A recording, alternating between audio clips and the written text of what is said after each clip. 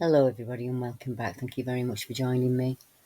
My name's Deborah Hatswell and you're listening to BBR Investigations. Tonight, once again, I am sharing listeners' reports, accounts that they've sent in to BBR. My first account is, I think something was watching in the Treeline, and this came from a man who was followed through Cannock Chase. It's a place that comes up often in a BBR report. Now, the witness in this case is called Ian Atkins, and he said, "Good evening, Debbie. I came across your podcast on Spotify while looking for information on UK cryptids, and I just wanted to tell you my experience, as it's similar to some that you've shared. I had nothing really amazing happen, but it was still a strange experience all the same.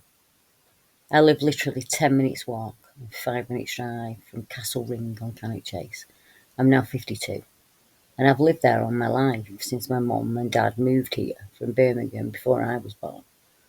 So I know the walks and the areas in the Chase very well indeed. I'm always out walking over there. One day, last August 2024, I was doing just that. I had my music on, I was wearing my earphones. It was a lovely August day. And all of a sudden, I had a feeling, an intense feeling of being watched, so strong that I stopped the music. I took out my earphones and I looked all around in every direction, but there was nothing, just total silence. There were no birds chirping, people walking, as it was quieter, being a day of the week, but still. I go there in the week for my walk as I work weekends. After I took my earphones off, I just stared at the bushes about 100 yards in front of me. And the more I looked, the more I thought I could see shapes, or the shape of something standing by a tree, just inside the tree line. I thought it was probably just my imagination. I'm thinking that I'm seeing something, but I wasn't 100% sure. As I walked away, I kept looking around and behind me and checking. After about walking for another minute, the feeling I had of being watched completely disappeared, and I felt fine again. I stopped looking all around me. I know it's not a brilliant story, and I hope you get to see this, but I just wanted to share this with you, as I'd love to see something up there myself. I will also be doing a ghost hunt on July the 12th with haunted happenings at the Four Crosses in Cannock, so hopefully I can email you with some paranormal happenings from that night. Thank you, and keep the podcasts coming. They're totally fascinating. Castle Ring is a totally fascinating place. Sitting at the highest point of Cannock Chase lies the Iron Age fort, and it dates back more than 2,000 years. Castle Ring is believed to have been occupied between 5000 BC and 43 AD, and is one of the earliest pieces of evidence of settlement in the Cannock area. It is 801 feet above sea level, 14 feet high, and its widest point 853 feet across. The name Cannock is derived from the Celtic word knock, which translates as high place or high ground, and there are 7 similar hill forts in the Staffordshire area, with finds going back to prehistoric times. A nation of fierce warriors, the tribes of the Brythonic Celts inhabited England. I hope I've got that right. They also inhabited Wales and lowland Scotland during the Roman era and the post-Roman era too, and it's believed that they were the people that built Castle Ring. Now, their religious practices revolved around offerings and sacrifices, sometimes human, but more often involving the ritual slaughter of animals or the deposition of metalwork, especially war booty. Could those human sacrifices start, or did those human sacrifices start the ever increasing negative energy found in the area and close to the ring? As this was the likely site of any ceremonies, especially ones where they were sacrificing people. Now, there have been modern day reports close to the ring and further out into the underlying areas where hooded figures have been seen, and some strange finds with animal mutilations and the odd shrine or altar. I've had strange things sent to me from Shoal Common that were just unexplainable. Now, the ring does have some spooky stories attached to it. Like Cannock Chase residents John and Anne shared their experience in October of 1993 whilst walking around Castle Ring. John said, myself and the wife heard some strange noises coming from the surrounding trees. Thinking it was likely to be a local couple enjoying an illicit liaison, we quickly moved away from the sound and headed back in the direction of our car. Upon reaching the steps onto the car park, I happened to turn around and lay my eyes on the strangest creature I've ever seen. This thing was 7 feet tall from the neck down. It looked like a man, even wearing clothes, but its head was far too big for a human, and it had an elongated face with a snout like a nose. We started walking more quickly toward our car and got inside, and that's when we started to hear this really high-pitched squealing noise that sounded like a pig that was being killed, and that really spooked us out. On May the 1st, 2004, Alex Williams was driving past the car park that sits at the base of Castle Ring, the same car park that the couple were in, when he witnessed a hair-covered, man-like entity lumber across the road and go off into the trees. Alec stated that the sighting lasted barely a few seconds, but that he was able to make out the form on this thing, and he said it was about 7 feet tall, with short, shiny, dark hair. I'd say dark brown. It had a large head, and it had eyes, and they glowed bright red. Interestingly, Alex Williams stated that as he slowed his vehicle, he witnessed something akin to a camera flash coming from the depths of the woods, and heard a cry that he described as something going, "Oh." Now, strange noises and howls were also reported at Castle Ring in 2013, when a gentleman who on the morning in question was walking his Labrador retriever around the ancient Iron Age hill fort at Castle Ring. As he did, he heard the distinct sound of an abnormal and unearthly howling coming from the woodland that surrounds the ring. So loud was the noise that his dog immediately began to draw back and cower in fear. Mr. Chapman recalled that upon glancing into the shadowy trees, he saw two bright, fiendish yellow eyes glaring menacingly back at him. There was enough to seriously spook Mr. C, and in his own words, he promptly ran like the wind. Now, an Amazon worker has a weird experience in Rugeley, and that witness made a report to Cryptid Roost, and it says, I live in Staffordshire, around 10 or 15 miles from Cannock Chase. It's well known in these parts that there is not only a werewolf, dogman in the chase, but also supposedly some of them black-eyed kids. Looking back on things, I used to cycle down one of the main roads late at night through the chase, coming back from work. This was back in 2013 when I worked at Amazon in Rugeley. I used to hate cycling there. Back then, I knew there was possibly a big cat in the area. It used to totally freak me out.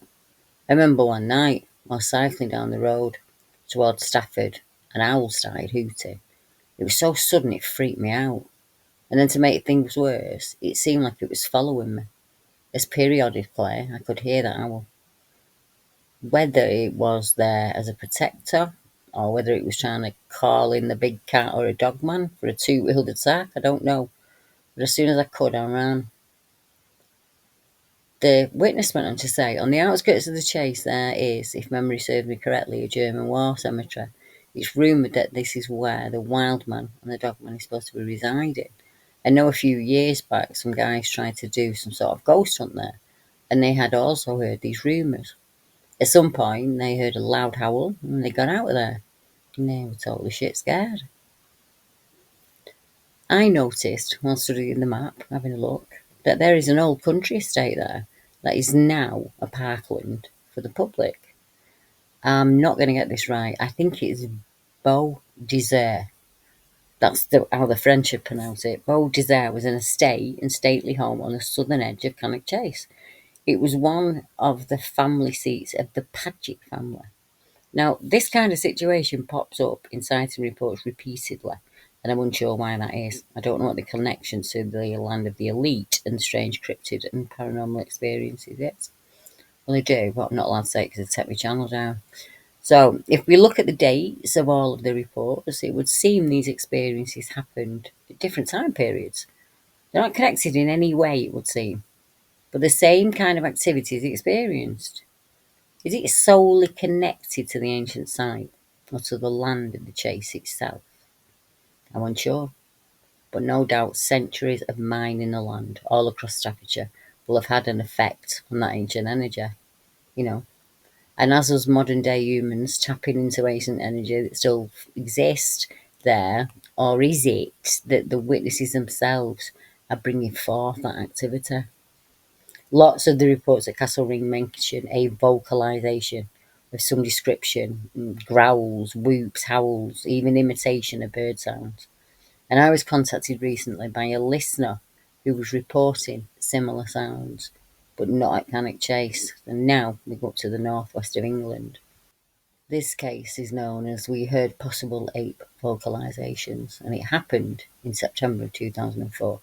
The witness in this case, his name is Marco Beretta, and he said, I'm a South African man, now living in Motherwell, Scotland, in the UK. I'm 45 years old, and I've been living in the UK for 21 years now. I moved here in September of 2004. Now, I never really believed in cryptids. In fact, being brought up as a rational man, I was always told that you only believe in a creature's existence when it's been catalogued and its DNA is on record. In 2004, I moved to the UK, and at the time I was living in a town north of Liverpool called Southport. It is in Merseyside, in the northwestern part of England. It's the usual sleepy English seaside town. Several weeks after I'd moved there, around at Christmas time, me and a bunch of my friends decided to go visit a forest area in the countryside nearby a town called Formby, which is also just north of Liverpool.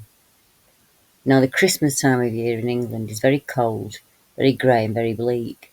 So when we arrived at the forest and got out of our cars and walked about a bit in the woods, it just looked really eerie, like something out of one of those old Dracula movies or out of Bram Stoker. Not long after arriving there, we began this weird howling noise. It gave me the creeps. My friend told me not to worry about it. It was probably just the wind. But that did not feel right for me. So I looked at the treetops, and they were not swaying about at all. I pointed this out to them, but they told me not to worry about it in any way. I just felt like something wasn't right. Anyway, this weird howling sound continued as we moved on through the woods. And then the sound started to become more like that of a primal grunt. It was really deep and guttural, like that of a great African ape. I couldn't believe it.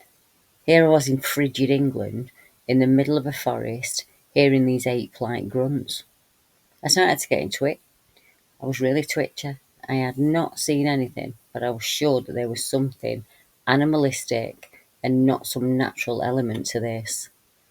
So in this bunch of friends, there was a fellow South African, and I said to him, Herman, does this not sound like apes and monkeys to you? You know, like the ones back home in Africa? And he listened for a while and he said, yeah, you're right, it does. That is exactly like the monkeys and apes in Africa would sound like, with an absolute look of bewilderment on his face. Our friends started to laugh and say that the monkeys must have followed us from Africa. But as they were laughing, there was this loud, howling, bellowing scream, which sounded like the roar of a lion, combined with the scream of a gorilla. This sound seemed to fill the heavens, the forests, the grounds, the trees, and our very bodies felt it. Needless to say, they stopped the laughter, and we all got out of there as quickly as possible. We drove out of that forest pretty much at top speed, and spent the rest of the day at the sand dunes in nearby Farnborough, where we knew there would be more people around, and we'd feel safer. Well, it's been many years since that happened, and I landed up moving about, until I settled in Motherwell. And even though I never saw anything physical that day, it must have been something animal or cryptid to have made such a terrible sound. It's a sound I've never heard before, and I've never heard it since. But if I did hear it again, I would instantly recognise it. Since then, I've become more open to believing that cryptids or animals, or whatever you want to call it, may exist. But that does not necessarily mean I always believe every story I hear. I've not told many people my story since it happened, but when I do, I just get the old nod and the roll of the eyes, like to say, okay, crazy. And the thing is that I did not see an animal or a cryptid, I just heard sounds. So I can only imagine how much worse the treatment must be if you heard a sound and saw a cryptid. But I definitely now believe that there's more to nature that we do not know. And, that governments are not being honest with the public about what they really know. I wasn't surprised to find a country mansion owned by the gentry that is now open to the public close to this encounter. Formby Hall is located in secluded woodland. The present house, built for William Formby, dates back to 1523, but it's believed that the Formby family has occupied the site since the 12th century. Now there's a village close to Frodsham, a sleepy little place called Tarleton, and several years ago, in 2016, I was contacted by a man who'd had an experience in his local woodland as a boy that was still very much affected by. Mark Farnell reported an experience that happened to him and his friend. The woodland where this happened was next to Bank Hall. And Bank Hall is a Grade 2 listed Jacobean house built in 1608 by the Banastri family, who owned the land in the area since the 12th century. Mark said, back in July of 96, when I was 13 years of age, we were only young kids back then, and we'd go down, often to the woods down there. That day was no different. We just completed building an assault course through the woods. We gave the course a try from start to finish, and as we were running the course, we both noticed something, kind of vague and hard to describe, moving our way in the thicker part of the wood. And then this thing came came through the bush, in front of us, not more than 15 feet away. And we didn't know what it was. We'd never seen anything like it before. We watched as it came walking into a part of the clearing. This thing was broad, but it wasn't much taller than us at the time, perhaps 5 foot feet in height, but its body was huge. It was hairy and thick with muscle. I remember it having a humped back almost. It was sort of stooped somehow. It was walking with purpose, and then it just stopped dead in its tracks.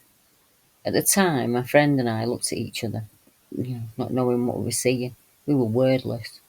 Even now, I am struggling to describe what it looked like, what it felt like to be standing there looking at it and wondering what it was going to do next. We started to back off until we felt like it was okay, to pick up the pace.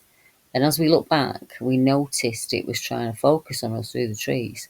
Was it keeping watch on us and where we were heading? And at that moment, it let out a blood-curdling grunt scream. It was a terrifying noise. Up until that point, I kept telling myself it was just an adult or some strange-looking person. But that scream changed that. Knowing it wasn't a person, we ran away, even quicker than ever. Through fear, I've never been back to the local woods. It all happened in Tarleton village, Lancashire. The creature had long, dark grey and light brown matted hair. It was hairy and thick with muscle, and I will never forget that day. When I released Mark's account, the mother of the lad who was with him at the time left a comment on YouTube and explained how the boys had reacted when they run home that day. She explained that she'd remembered the incident clearly, as both boys were shook up and stumbled in the door trying to explain what had happened. She said, it took me a long time to calm them down so they could explain what went on. I didn't know what to tell them because something clearly happened to them. Both boys were so young when they had their experience, so it's understandable that it still holds heavy with them, even after all these years later. I took a report recently from a man who lives in Dorset, who had his own encounter with the unknown. I recently shared one of our cases that featured another young boy who was out with his friends in a local woodland when they were suddenly confronted by an unknown impossible creature. One of the listeners to the show made a comment on the video, sharing his own experience in a very similar situation. And this account is the creature was upright and ran like a man. Listener Ricky Damon said, "Thank you for your comment about my childhood encounter, Deb, where you asked me for more information. I've written what I can remember about that day. This happened when I was 10 or 11 years old, so it would have been in the mid 1980s. I lived and still live in a very rural village called De Weston in North Dorset, near Blandford Forum. The street I grew up on backed onto a large valley with two steep sides to it, which had a fork halfway along with a field overlooking the valley floor that had a tree line on one side of that, and that was at the edge of a large woodland that stretched across some other villages and through the Bryanston School grounds, that neighbourhood and the village. As it was the 1980s, we spent a lot of time playing outside in the woods and by the river, fishing and playing football, etc. And me and my friend at the time made bows from some cuttings we made in the woods.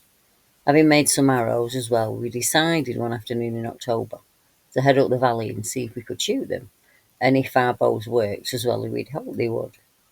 It was pretty grey, overcast day, chilly as we walked up towards the fork of the valley, and we took the right-hand side around the bend. As we did, it automatically began to snow, which once our excitement settled down, we realised we needed to get some shelter. So we huddled under some of the bushes that grew up on the right-hand side of the valley floor. Our view was uninterrupted of the opposing field that I mentioned, which was around 800 metres away across the valley, separated by a large country hedgerow. After around 10 minutes of watching the snowfall, and we began to settle, we heard a loud crashing sound coming from the woods across the valley from us. The edge of the woodland had a high wire fence outline that borders the field, running all along it with a large wooden stile to access the pathway. The fence was around our own height at the time, so I would estimate that it would have been close to chest high for an adult. The crashing we heard was a mix of branches swishing and breaking, right down to actual snaps as limbs were cracked off by whatever was moving through there. Although we couldn't see it, we could most definitely hear it. Being kids at the time, we were pretty scared already, and our imaginations were running away with us. And then suddenly, we saw a large, black, hairy thing, and it came crashing out the edge of the woodland and hurdled the fence. When I say hurdle, it kind of stepped over it, as if someone would step over a small obstacle. No, not stepping over something that was, 5 foot high. It then ran across the field in super quick time and jumped the iron gate on the other side and was gone. It was seconds, or seemed to be. Needless to say, we both freaked out completely and left our shelter, climbing up onto the highest point on the opposite side of the valley to get a good view of the whole area so we knew where it might be. Terrified, we then made our way back down the valley, checking down the floor, in case this thing was coming after us. We never went back up there with our bows, or for any other reason after that. At the time, I was into a horror, and I had a book called The Hamlin Book of Horror at home. It had a section on werewolves, and I instantly thought that that's what we'd seen. Now, looking back on things, the creature was upright. It ran like a man, with a loping stride that made it look like it was gliding across the ground and moving supernaturally quick. The hair it was covered in was black, but a deep black that seemed to give off no detail, as if it was blurry. It did seem to have a dog-like head with a snout coming out from its face as it ran. Since being interested in Sasquatch and cryptid sightings, I do see a lot of characteristics that match Bigfoot, and indeed the whole Dogman stories that are getting more common. The woods here are not far away from a woodland called Yellowham Woods near Dorchester, which I found in my research as historical reports of a hairy man who would kidnap women from the local villages. Also, it's quite interesting. Yours, Ricky Damon. Now, in Ricky's case, I couldn't find a country manor as I'm not familiar with the area, so no doubt one of you guys can fill me in on that. Well, if we're looking for reports of strange creatures that are possibly connected to our ancient sites, then Ricky was in the right spot. He sits between several wild man Bigfoot sighting reports in the south, which is the area where the Dorset caveman reports come from, and in the north of the area of the Salisbury Plain and Groveley Woods. And close to them is another new report sent to me by a listener who was happy for me to share the experience. This report is titled, "The Footfall Was So Heavy, It Felt Like an Elephant." Hi Deb, you asked if I would share my experience with you in your YouTube comments. Here are the details of what happened. That day, myself and two of my friends were wild camping in an area right near Silbury Hill in Wiltshire. We had a fire going in the woods, and we were sat in chairs just outside the wood line as our camp was in the meadow.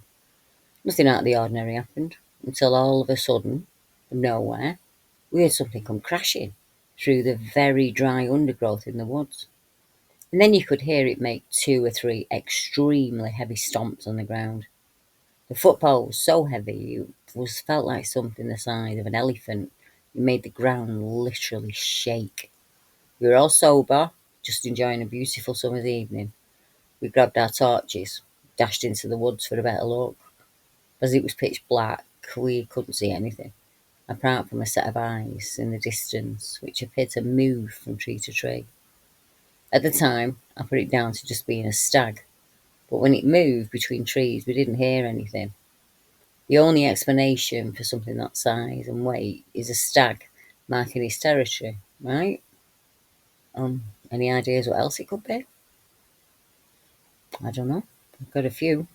Silbury Hill is an ancient mound. The hill is the second tallest prehistoric man-made mound in Europe, after the mound in Udine, in Italy, and one of the largest in the world. It is similar in volume to contemporary Egyptian pyramids. Can you imagine the energy that comes off that thing? Now, the account just shared by Ricky is one of many to come into BBI from this region of the UK. And as he pointed out, it has an historical link to the Wildman of Yalham, or as it's called now, Yellowham or Puddleton Forest. The forests around Yellowham Hill, near Dorchester, are reputedly home to a large and ancient clan of woodwolves. And at one point in their history, this particular band of hairy, savage humanoids were reported to have had an insatiable fondness for young girls from the nearby villages. They would kidnap the unwary maidens and would later return home pregnant. When one such victim was questioned about her pregnancy by a magistrate, she was said to reply, "Please, your worshipfuls, to the woman of Yalham. I love her." As well as finding regular and unexplainable footprints, visitors to the area claim to have heard really loud crashing or howling and other curious sounds in the woods after sundown.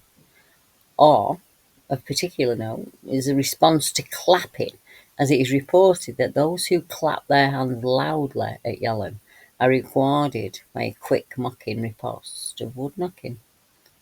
So prevalent with the tales of wild men running off with young maidens, there is actually a poem as old as time here in the UK called The Maid and the Wild Man of Yalham.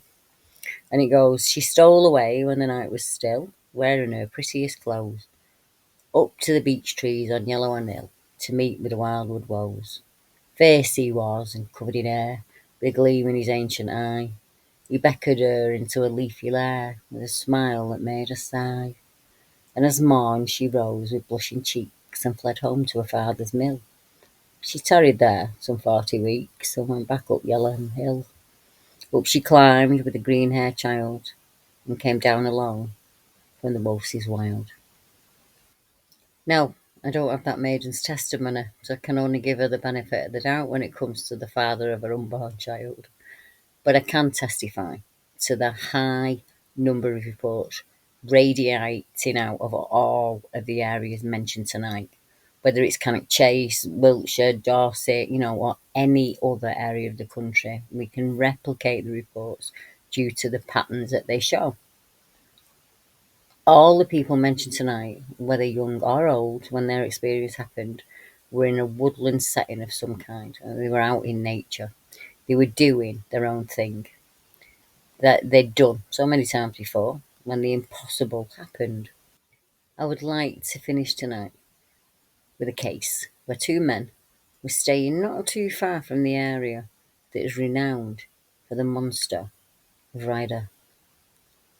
For context, Ryder is one of the oldest towns in mid Wales, with evidence of human settlement dating back over 5,000 years. A little like our other cases tonight, it's a place humans have inhabited since the dawn of time. But the case of the beast happened from September through to December of 1988, and it stands out in the way that these animals were killed. Now, the mystery has never been solved, although the evidence is clear. During those months, something was slaughtering Welsh animals and livestock at night without caution. Many people, farmers and locals alike, blamed a large cat for the problems, but the beast killed in a way very different to that of the cat. There were no puncture wounds on the neck or throat, no suffocation injuries, and as the animals were slaughtered, they were slaughtered by a single deep bite to the sternum. Now I would say that that is a very unusual way for a predator to kill a large prey animal. Stranger still, the animals found were surrounded by circular tracks of flattened grass, as if a very large predator had circled the animal several times before taking it down and killing it with the bite. These tracks led off into the distance away from the field, and they led to the riverbanks. Hunting dogs were brought in, but they were unable to trail any scent very far. No paw prints or other evidence were ever found, and then as suddenly as it started, it stopped. Was something ancient wakened that needed to feed that night? Or was it a creature, thought unreal, that came to the fields, desperate for a chance at some prey, or so emboldened by its abilities it didn't care if it was seen, as it could outpace any man or dog? Chris Bergland posted his comment on a local forum about one of the popular old hall in the area that's now an hotel. I'm seeing the pattern here, folks. And he said an ancient nearby road is said to be the site of a ghostly army marching. An Elizabethan housekeeper at the hall has been seen, and strange light anomalies are also common there. The current owner has reported strange banging noises and unexplained voices. Now, I will be bringing you the next story in full in a later podcast, but I wanted to just touch on it as it's so close to Reddit that it also features strange noises. So I felt like I'd mention it tonight. So you've got two gentlemen who were visiting the area late at night. This experience happened between Ryder and the Devil's Bridge area. Road's really remote and it's not a place where you'd want to break down. It took place in March or April 1980. Two men in a Morris 100 van, and they travelled down to Wales, especially to birdwatch.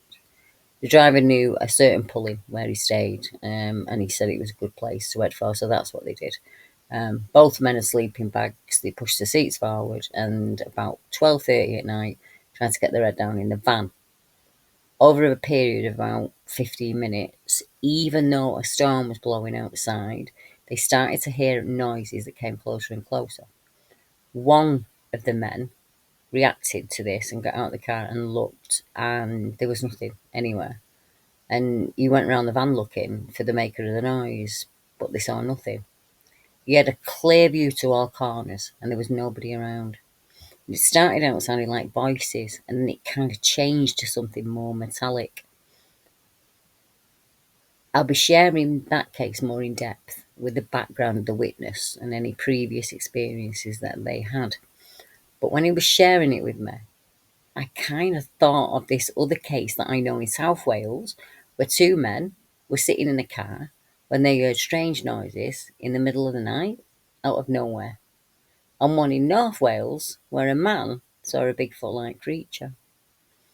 First, let's go to Wentworth Forest around Wales, to another woodland with an ancient burial mound. An invisible visitor, this is called. And it happened in June of 2018. And the witness said, I used to go to a few quiet spots in the car sometimes with my mate. My main spot is going for about 10 years now. And I've never had any issues with it until this one time when I was there. I pulled in to the woods, and next to it there's kind of a burial ground. And I said to me mate, let's stir something up, why don't we? Let's just mess about and see if we can get, any activity from the burial ground. Now, he said, I've never been in there before, as it's a dense woodland. And as I drove in, there was no sign of anyone, no other cars. There were no houses for at least a mile or two. So I've stopped, the engine's off, the lights are also off. About 30 seconds to a minute, I could hear whispering outside. And it was quiet at first, but with both windows down, it was loud enough to hear. I heard at least 3 to 4 sources of whispering in a foreign sounding weird sort of speech. But the strange thing with the whispering was it sort of swirled around the car. One voice would mumble something in a whisper, and then another next to it would answer. And then another voice on the opposite side of the car would chirp in. I'm not exactly sure if it was 3 or 4 voices or maybe more. He said, we're grown men, but we're really scared at that point. And just as I was about to ask my mate if he was hearing this, I can already see him, looking kind of spooked, looking outside at his window. I said, can you hear that talking? And he went, yeah, man, just go. I started the car, turned on the lights, the windows are up, and I pressed the central locking button to close all the doors. So quickly that I sort of did everything in one action without thinking. I drove out quick, but safe, down to the next turn, which is about a mile down the main road. I drive to the spot I'm used to, down a lane which backs up onto a dead end, which it was part of a farmer's driveway. Behind that is a wood line of trees with a walking path which takes you to a dead end. My car lights could be seen far down that path. When I look, I can see people. In the 10 years I've been coming here, I've never seen anyone in the day, and let alone at night. But it looked like shadowy people. So we're watching these figures and talking about the chattering we just heard in the burial ground. Turn off the lights. I looked in my rearview mirror as I thought I saw something dark across the window. I just put it down to my eyes adjusting to the lights. And my mate starts looking spooked again, and he's talking to me, but he keeps looking past me, kind of behind me, out the window. And as he's talking, I had a really strong sense of fear come over me that I can only compare to sleep paralysis. Then, the car door handle my side's being yanked up really hard. People don't flap a door handle that way. It sounded like it nearly pulled the whole handle off. Thank God I'd activated the central locking, put the window up. I turned on the car and the wheels spun off. And on the way home, my mate said he saw the window behind me get shadowed out. But it wasn't a figure of a person, so he couldn't really tell me what it was. He just said that the whole window was shadowed. We spun out badly, two fully grown men full of real fear. We put it down to people or some sort of paranormal event from disrespecting the burial mounds. I mean, it very well may be, innit? You just never know. It's not a good idea to piss off the ancient ones. Their wrath is in a league of its own. Now, as promised, here's the Bigfoot case from North Wales. I was contacted by a chap's wife after they watched a TV show in the UK that showed the American Bigfoot. The husband of the couple recognised it as being the same as the creature that he'd seen decades before in Gwenythco. So, the witness said, I've just watched the Bigfoot in Britain programme on Sky History, and it's the only thing that would explain what my husband saw in 1993-94 in Gwenythco. That's a village in the hills near Prestine. There are numerous caves and mine shafts nearby. He was driving late one night with a girlfriend in the dark, narrow lanes up there, when he had to stop as there was what looked like a huge bundle of old dirty rags blocking the road. He got out to move it when it suddenly moved. He ran back to the car and locked the doors. He said he can't remember if it made a noise or not, but it stood up. It was really tall, about 7 feet, and had yellowish red eyes. He put his hand on the car bonnet. The car shook then. From standing, it leapt over the high hedge, and he still cannot explain what it was. Now, there's another report from locals in the area who informed a paranormal researcher that a strange ghostly dog that took up residence in their farm. The dog would be seen lying quietly in the home until it was touched, as then the creature would instantly vanish and mysterious bells would be heard ringing. But it would seem it doesn't matter where you go in the UK, you're going to find a paranormal story or two. And I guarantee that if you check out BBR, you'll hear them on a weekly basis. I've really enjoyed chatting with you guys tonight. It's been lovely. We've had a bit of a trip around the UK, haven't we? Next week, we are going to be hearing from a lady who's experienced Bigfoot and dogman-like creatures up on the Scottish border between England and Scotland. I've got some fun stuff going up for you over the next few weeks. So please enjoy the absolutely wonderful weather that we're having at the moment while it lasts, Make hay while the sun shines. I wish you all adieu. Blessings for this amazing season that's out there. I hope your heart runs over.